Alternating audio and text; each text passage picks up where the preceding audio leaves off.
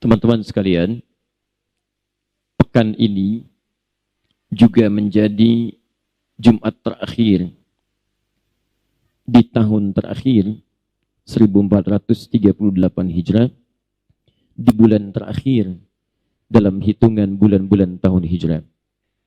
Pekan depan kita sudah akan masuk di hari yang baru, bulan yang baru, dan di tahun yang baru dalam penanggalan Hijriah. Pertanyaannya, tidak menjadi penting perubahan hari, bulan, atau bahkan tahun.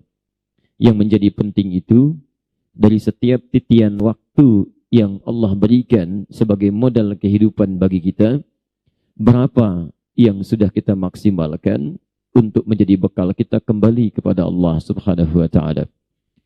Karena tidak sedikit diungkapkan dalam Al-Quran, termasuk tegas, kemudian diurai di Quran, surah ke-103 Al-Asr itu, bahwa hampir setiap manusia itu bisa berpeluang rugi. Diberikan modal waktu, tapi tidak bisa menggunakan modalnya dengan baik. Perhatikan kalimat Qurannya. Wal asr, demi masa. Demikian diterjemahkan oleh sementara saudara-saudari kita. Masa, bila diungkapkan dengan kata al-asr dalam bahasa Arab, itu artinya setiap waktu yang kita lalui. Al-waqtu alladhi yu'asiruna fahuwa asrun. Setiap waktu, detik, masa yang kita lalui, itu disebut dengan asr. Di asr itu modal waktu kehidupan, setiap detiknya. Sekarang pun kalau dari sisi hitungan waktu terkecilnya, itu asr namanya. Nanti, setiap posisinya dibedakan dengan hal-hal tertentu. Sesuai dengan keadaan-keadaan waktunya. Bisa subuh, bisa duha, bisa kemudian zuhur, bisa kemudian masa, sampai dengan kemudian lail. Berdasarkan matahari, bagaimana menempati posisi, di situ kemudian disebutkan penambahan waktunya. Tapi setiap titian detiknya itu disebut dengan asr. Nah, Quran memberikan penegasan dan dibuka dengan waw qasam, berarti sumpah. Ingat, kalau Allah memberikan satu pernyataan, tidak perlu bersumpah untuk meyakinkan pada kita. Karena setiap keterangan Allah itu dibuka dengan kalimat la raiba fi. Anda tidak boleh ragu. Tapi kalau kemudian Allah bersumpah, ini menunjukkan bahwa ayat dan info yang mau disampaikan tidak hanya kita tidak boleh meragukannya, tapi harus kita camkan dengan baik karena ada risiko besar saat kita mengabaikannya. Perhatikan kalimatnya. Setelah dibuka dengan kalimat sumpah, saya bersumpah demi titian waktu yang dilalui oleh setiap manusia. Inna, menggunakan huruf taukid, penguat. Sungguh, innal insan, setiap manusia, alif lamnya bermakna istighraq, menunjuk pada semua tanpa kecuali. Dan ingat, kalimat manusianya menggunakan insan.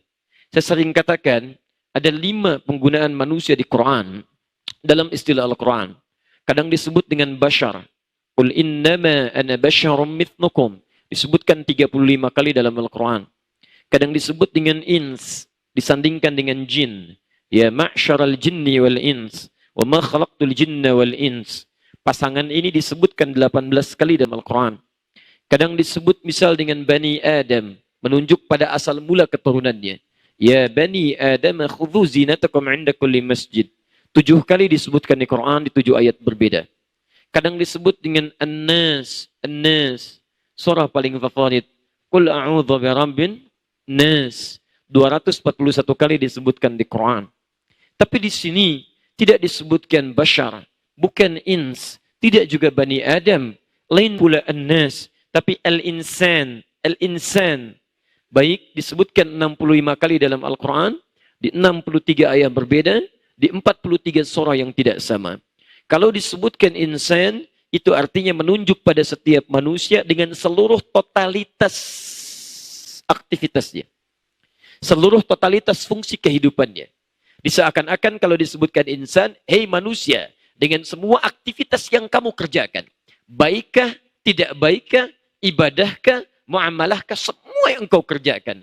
Dari bangun tidur sampai tidur lagi.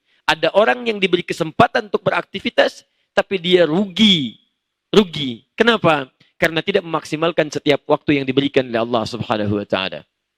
Nah, teman-teman sekalian, di antara sekian orang rugi itu, ada orang yang beruntung.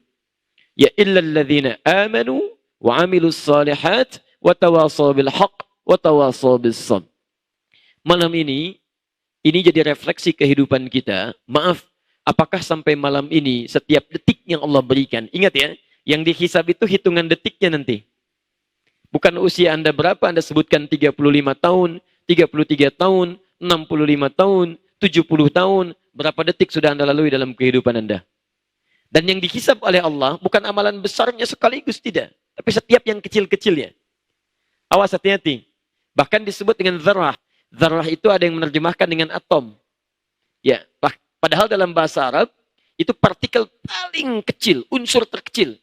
Jadi kalau atom dibelah lagi ada pecahan terkecilnya, itu disebut dengan zarrah dalam bahasa Arab. Perhatikan kalimatnya. وَمَنْ يَعْمَلْ مِثْقَالَ ذَرَّةٍ خَيْرًا يَرَهُ فَمَنْ يَعْمَلْ مِثْقَالَ ذَرَّةٍ شَرًّا يَرَهُ.